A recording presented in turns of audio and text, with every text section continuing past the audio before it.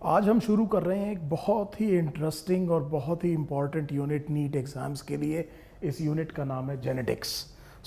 बहुत से लोगों का फेवरेट टॉपिक है जेनेटिक्स। इसको हम शुरू करेंगे। मेरी आपसे शुरू में ही एक रिक्वेस्ट रहेगी कि इसको समझने की कोशिश कीजिएगा। It's a very interesting branch of biology, it is a core of biology, और इसको अगर आप समझेंगे तो बहुत सारी चीज़ें समझ में आपको आएंगी। So we will take time, we will try to understand the core and the basic principles of this very interesting branch of biology which is genetics. Genetics के बारे में अगर मैं बहुत साफ शब्दों में एक बात कहूँ तो generally speaking it is a science that deals with heredity and variation. तो मैंने आपसे ये कहा कि अगर आप जनरल टर्म्स में बात कर रहे हैं तो ये दो चीज़ों को देख रही है, एक तो हेरिडिटी और दूसरा वेरिएशन। ये दोनों वर्ड्स ऐसे हैं जो हमें पता है। सो हेरिडिटी का मतलब हो गया inheritance of characters from parents to progeny, और बल्कि मुझे ये कहना चाहिए पासिंग ऑफ ट्रेट्स और characters from individuals to subsequent generation. क्योंकि कई बार ऐसा होता है कि अगर मैं खाली पेरेंट और प्रोजेनी की बात कर दूं तो गड़बड़ ये हो सकती है कि कई बार आपने सुना होगा कि लोग कहते हैं कि इसकी नाक दादा जैसी है। So I do not want to limit myself only to one generation. मैं ये कह रहा हूँ कि passage of characters from one generation to subsequent generation, इसे मैं क्या कह रहा हूँ, हेरिडिटी कह रहा हूँ। अब एक बड़ी इंपॉर्टेंट बात ये समझिए कि हेरिडिटी के बारे में हम सबको पता है कि जिस टाइम पर एलिफेंट्स ब्रीड करते हैं तो उनके प्रोजेनी एलिफेंट जैसे ही होते हैं, डॉग्स ब्रीड करते हैं तो उनके प्रोजेनी भी किस जैसे होते हैं, डॉग्स जैसे होते हैं। सिमिलरली ह्यूमन बींग्स जब ब्रीड करते हैं तो उनके भी प्रोजेनी किस जैसे होते हैं, ह्यूमन बींग्स जैसे होते हैं। तो एक जनरल सेट्स ऑफ कैरेक्टर्स होता है जिसमें आप अपने पेरेंट्स के जैसे लगते हैं। इस चीज को हम क्या कहना चाह रहे हैं, लूजली हेरिडिटी कहना चाह रहे हैं। लेकिन ये भी आपने देखा है कि हालांकि आप काफ़ी कुछ अपने पेरेंट्स से मिलते जुलते हैं लेकिन बिल्कुल उनकी आइडेंटिकल कॉपीज नहीं है। तो इस हेरिडिटी के बीच में क्या आती है, वेरिएशन आती है। सो एक तरफ तो हम हेरिडिटी को पढ़ेंगे और एक तरफ हम किसको पढ़ेंगे, वेरिएशन। सो जनरल टर्म्स में जेनेटिक्स की स्टडी का मतलब हुआ study of heredity and variation. लेकिन अगर मैं प्रिसाइज बात करूं और अगर मैं स्पेसिफिकली बोलने की कोशिश करूं then it is, I will say it is the study of genes.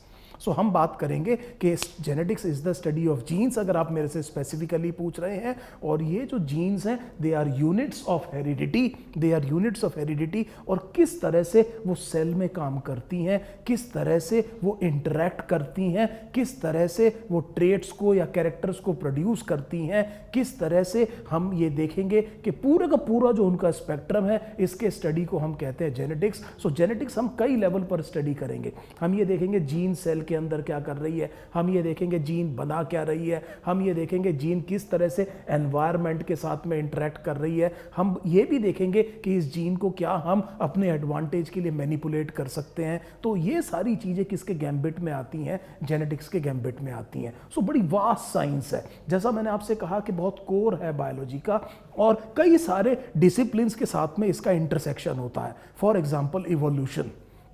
सो जिस टाइम पर आप इवोल्यूशन पढ़ेंगे तो जेनेटिक्स बहुत काम आएगी। पॉपुलेशन जेनेटिक्स की स्टडी बहुत ज़्यादा इंपॉर्टेंट हो जाती है मैकेनिज्म ऑफ इवोल्यूशन को समझने में। जब आप मॉडर्न बायोटेक्नोलॉजी करेंगे, जिसे रिकॉम्बिनेंट डीएनए टेक्नोलॉजी कहते हैं, वहाँ पर आप ये जो मैंने आपको अभी थोड़ी देर पहले बताया था, जीन ऑल्टरेशन, ये सारे काम आप किस में देखेंगे, बायोटेक्नोलॉजी में देखेंगे। सो एक इसी तरह से ह्यूमन हेल्थ एंड डिजीज़ का आप चैप्टर पढ़ेंगे तो बहुत सारी बीमारियाँ किस वजह से हो रही हैं, जेनेटिक्स की वजह से हो रही हैं। आप क्रॉप को इंप्रूव कर रहे हैं, आप एनिमल ब्रीड्स को इंप्रूव कर रहे हैं, वहां पर आपके लिए बहुत पिवटल है जेनेटिक्स की नॉलेज का होना। सो इसका मतलब ये हुआ कि ये बहुत सारे डिसिप्लिन्स के इंटरसेक्शन पे आता है और बहुत सारे डिसिप्लिन्स को समझने में हमारी मदद करता है जेनेटिक्स को। सो हमें ये समझ में आ गया कि ये जेनेटिक्स है क्या।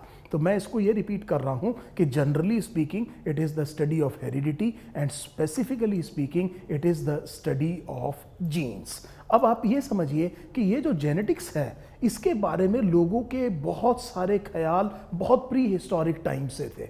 सो अगर आप प्री हिस्टोरिक टाइम्स में हिस्टोरिकल डाटास को या प्री हिस्टोरिक टाइम्स की जो केव पेंटिंग्स हैं, इन सब चीज़ों को देखें तो आपको पता लगेगा कि लोगों को उस टाइम भी अंदाजा था हेरिडिटी के बारे में कि कुछ कैरेक्टर्स क्या होते हैं, पास होते हैं पेरेंट से अगली जनरेशन्स के अंदर। ये बात हमारे को ये पता चला कि प्री हिस्टोरिकल पीरियड्स में भी पता था। फॉर एग्जाम्पल हमें इस तरह के डेटा मिलते हैं जिसमें आपको कुछ पिडिग्रीज मिलेंगी हॉर्स के इम्प्रूवमेंट के लिए, एनिमल ब्रीडिंग की क्या मिलेगी आपको, पिडिग्रीज मिलेगी। इसके हमें क्या मिलते हैं, एविडेंसेस मिलते हैं बहुत पुराने टाइम के अंदर। इसके अलावा आप ये देखेंगे कि जो डेट पाम है उसके अंदर क्रॉस पॉलिनेशन की टेक्निक, ये भी एक क्रेविंग्स के अंदर, जो केव्स के अंदर जो पेंटिंग्स जो क्रेव करके बनाई जाती हैं उसके अंदर इसका भी जिक्र है। और इसी तरह से ह्यूमन बीइंग को पता था कि जिस क्रॉप को उसने डोमेस्टिकेट किया है, जिसको वो अपने अंदर अपने संरक्षण के अंदर ग्रो कर रहा है,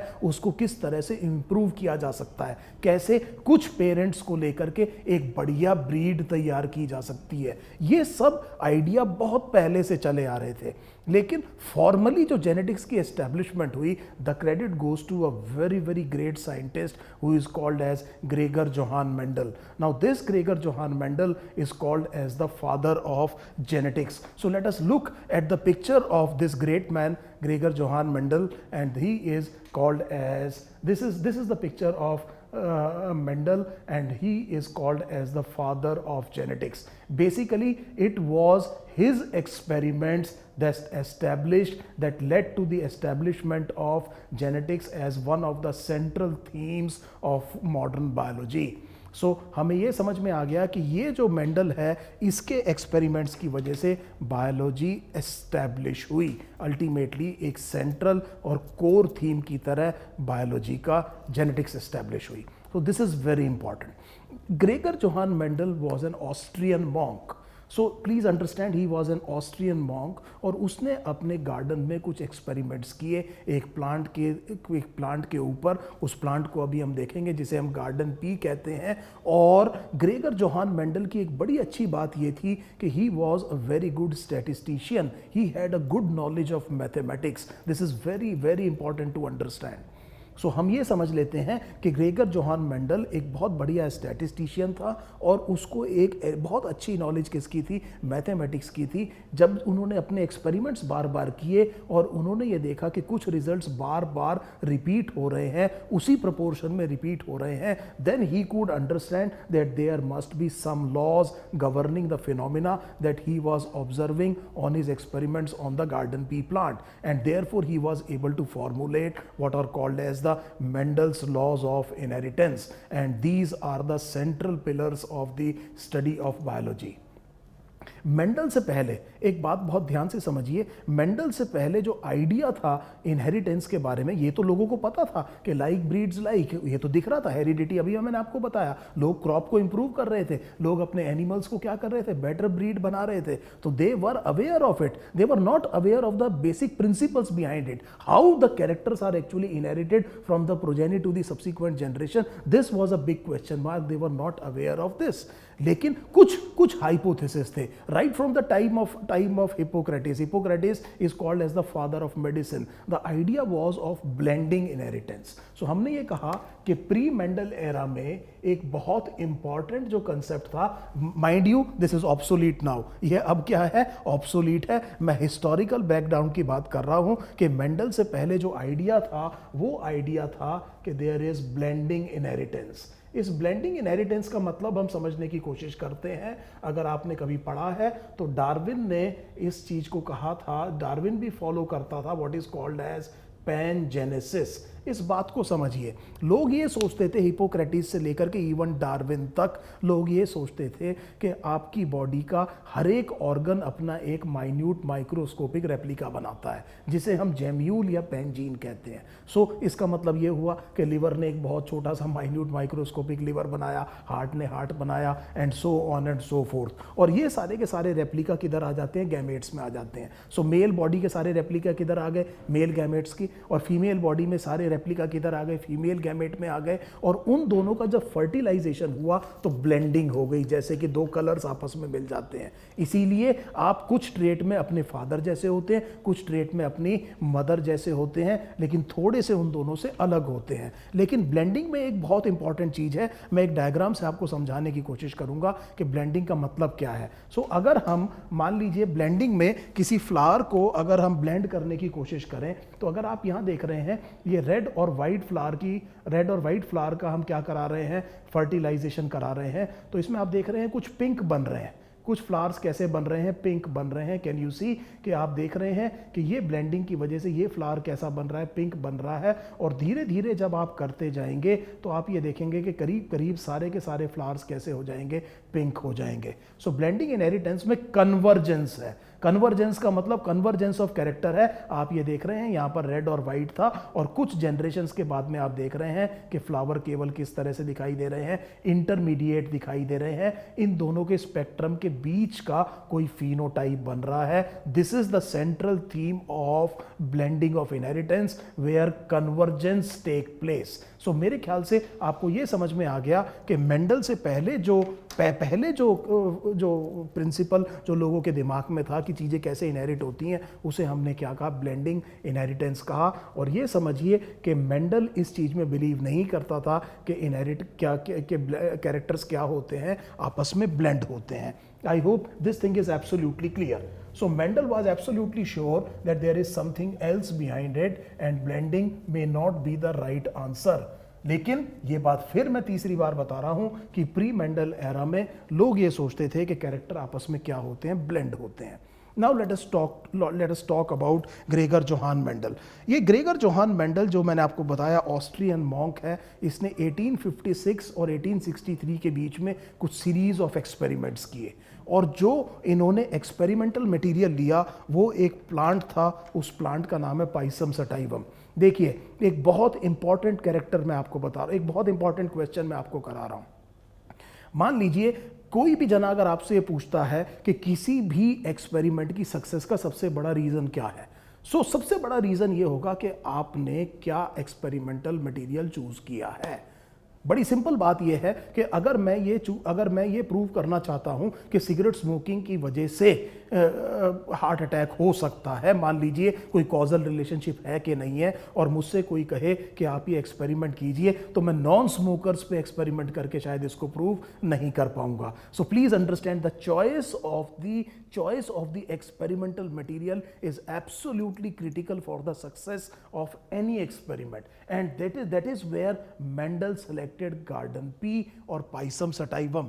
मेंडल ने जिस प्लांट को सेलेक्ट किया उस प्लांट का नाम था पाइसम सटाइवम। इस प्लांट को हम कहते हैं गार्डन पी, बहुत कॉमन प्लांट है, और इसको सेलेक्ट किया, और इसके सिलेक्शन की वजह से उसको काफ़ी ज़्यादा क्या मिली, सक्सेस मिली।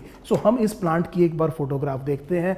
ये जो प्लांट है, ये जो यहाँ पर अब आप देख पा रहे हैं, ये पाइसम सटाइवम प्लांट है। ये आप जानते हैं ये टेक्निकली फ्रूट है, इसके अंदर आप देख रहे हैं सीड्स है। ये बेसिकली क्या है, पॉड जिसे कहते हैं, ये फ्रूट है। This is the plant which is Pisum sativum. Mendel जिस मोनेस्ट्री के बाहर रह रहा था उसके गार्डन में ये प्लांट ग्रो करता था। It is a very very common plant, और इसको उसने अपने एक्सपेरिमेंटल सेटअप के लिए, अपने एक्सपेरिमेंट्स के लिए सिलेक्ट किया, और इसके सिलेक्शन की वजह से उसको काफ़ी ज़्यादा सक्सेस मिली। अब एक बात ये समझिए, लोग ये पूछेंगे आपसे कि गार्डन पी का क्या एडवांटेज था। अब मैंने पहली बात तो ये कहा कि मेंडल क्यों सक्सेसफुल हुआ, तो मैंने कहा उसने गार्डन पी सेलेक्ट किया। अब आप मेरे से ये पूछिए कि गार्डन पी सेलेक्ट करने का क्या फ़ायदा हुआ, तो उसका आंसर ये है कि ये जो गार्डन पी प्लांट है, ये बेसिकली एक परफेक्ट, इसके फ्लावर जो है वो परफेक्ट है और क्लीस्टोगैमस है। इस टर्म को समझने की कोशिश कीजिए। हमने क्या कहा, प्लांट कैसे है, परफेक्ट है और क्लीस्टोगैमस है। परफेक्ट फ्लावर वो होता है जिसमें चारों वोल्स होते हैं। दैट मीन्स उसमें आपके सेपल्स, पेटल्स, एंड्रोशियम, गाइनेशियम, चारों के चारों वोल्स होते हैं, दोनों रिप्रोडक्टिव, दोनों एसेसरी वोल्स।